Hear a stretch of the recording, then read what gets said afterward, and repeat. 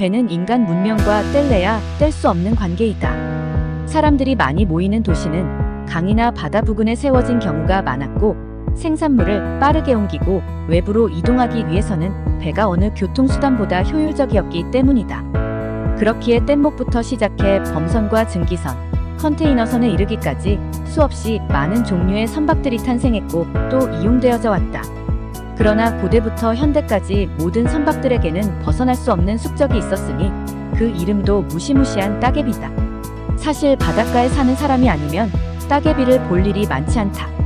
따개비를 사용해 만든 요리들이 유명한 것도 아니고, 기껏해야 바다에 놀러 갔을 때 바위에 몇 개 붙어 있는 것을 보는 것이 고작이기 때문이다. 그러나 선원과 어부 등 바다와 관련된 일을 하는 사람들에게는 따개비가 지겨운 존재 그 자체이다.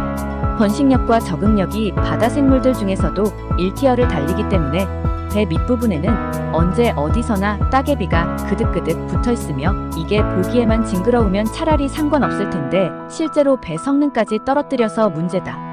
배가 나아가는 동안 따개비의 우둘투둘한 부분이 저항을 증가시켜 속도도 줄어들고 연료 소모도 극심해진다. 실제로 해양생물로 인한 선박 비효율성 증가는 해상 전문가들에게 진지하게 고민되고 있다. 인간이 뗏목을 처음 발명한 순간부터 따개비는 새로운 먹잇감에 들러붙기 시작했다.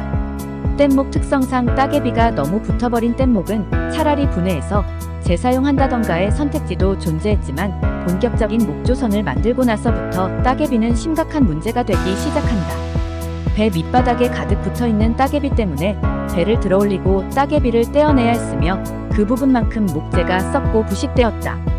항해 때마다 이 문제로 골머리를 앓고 있었는데, 들리는 소문에 나무를 태워 만든 역청을 배 밑창에 바르면 따개비가 덜 달라붙는다 하여 해봤지만 큰 효과는 없었다. 본격적인 해결책은 근대 영국에서 나오게 된다. 역청 같은 걸 발라봤자 어차피 몇 개월 지나면 다 벗겨져서 효과가 다시 떨어졌고, 경험 많은 선장들은 역청 대신 아예 배 밑바닥을 구리판으로 뒤덮어버리는 방식을 선호한 것이다. 구리판 가격도 저렴한 게 아니었지만 매번 군함을 육지로 올려서 나무판을 갈아주는 비용에 비하면 저렴했던 것이다. 그렇게 영국은 목조 함선 밑바닥을 죄다 구리판으로 덮어버리는 강수를 두었고, 실제로 큰 효과를 보았다.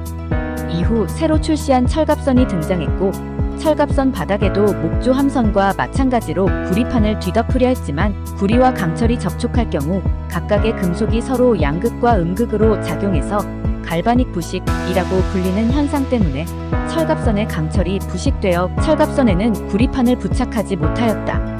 현대에서도 따개비와의 전쟁은 계속되고 있다. 많은 선박들의 사진을 보면 밑부분에만 붉은 페인트가 칠해져 있는 것을 볼 수 있는데, 이것이 바로 해양생물 부착 방지 페인트이다. 물론 어디까지나 페인트이기 때문에 마모되는 것을 버텨낼 수 없고, 몇 개월마다 새로 칠해야 하며 떨어진 부위에는 따개비들이 어김없이 자리를 잡는 모습을 볼 수 있다.